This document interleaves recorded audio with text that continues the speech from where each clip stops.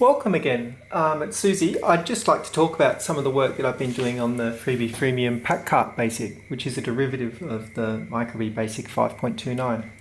The code space that I have available in the BASIC ROM is 24K. It's basically divided into ROM A, ROM B and ROM C, each of which are 8K. ROM A and ROM B are the sort of traditional 16K BASIC for the micro:bee, used up to BASIC 5.11. And when they went to BASIC 5.29, they added ROM C for the high-res 2 commands. But because the code was in a bit of a state when they did so, they didn't really understand very much about the BASIC. And so they sort of patched the additional high-res 2 commands in, and BASIC B was left completely clagged up, so you couldn't add anything to it. So what I've done is I've done a complete disassembly of the BASIC, completely tidied it up, and moved quite a lot of code into ROM C so that I can now have a decent amount of space, about a 1K available in ROM B for adding new keywords and doing new stuff. So you saw that previously with the PAK commands that I have. So I can list PAKs, I can add, I can load to PAK, I can copy PAK, I can delete PAKs, etc. Making use of the PAKs on the actual FreeBee. But one of the things that I really wanted while I was doing that was an ability to examine what was happening in the PAKs. Now previously I've written a monitor for micro:bee, but that ran itself as a PAK thing. So I couldn't run the monitor and examine a PAK because I'd blow away the monitor code. So of course, why not just add a keyword to the BASIC, which is my monitor. So here's my monitor as a keyword in BASIC. So this is actually running out of ROM C.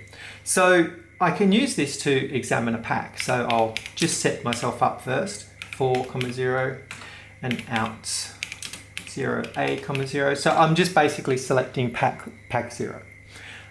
So now if I examine memory at C1000, I can see EmuJust. So there's EmuJust. You can actually see the header for EmuJust that I've created. So this makes it easy to examine what's happening in PAKs. It doesn't just do that. I can use it to edit memory as well. So I'll edit a bit of RAM, A, B, C, D. I can move around RAM like so, up and down, quite quickly through RAM. But one of the nice things I can actually do is I can take relative movements. So this byte is 34. So if I press R on this byte, I actually move 34 bytes in memory, which is what a jump relative does. So I can go through code and I can actually step through code, find jump relatives, point to the operand and jump through the code, which is actually quite nice. So enough about the monitor. Go back to BASIC. Now what you saw there was something that was in 80x24 mode, but the BASIC itself is really built to be 64x16. There was a program that was released in the micro:bee Hacker's Handbook for an extension to BASIC that ran in RAM to basically permanently change a BASIC to 80x24, but it was quite a kludge and difficult to do. But of course I've got all this free space in my BASIC, so why don't I add it as a keyword to BASIC? So column 80 gives me an 80 column BASIC. So let's write something to work with this. So I'll start by clearing the screen. For I equals 10 to 70, step 20, 30, cursor, I, 20, 40,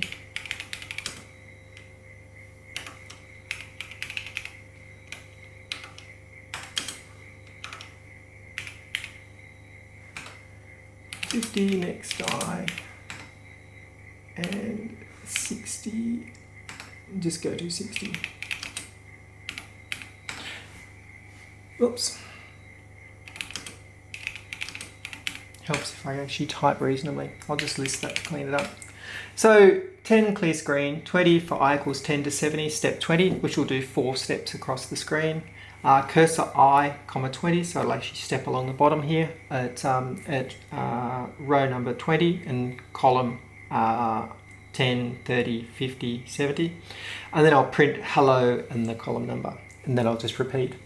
And just finish by doing nothing. So if I run that, yay, I get hello 10, hello 30, hello 50, and hello 70, just as I expected. So I'll break, list again.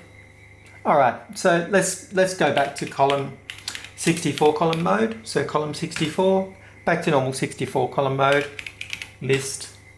As you can see, everything's quite a lot bigger in 64 column mode. Run, and it doesn't want to work because I'm off the screen. So it all works quite nicely. Yeah, thanks a lot for listening, and I'll just keep on playing with BASIC. Next thing to do is to make the caps lock key work. The caps lock key LED, that is, work. Cheers.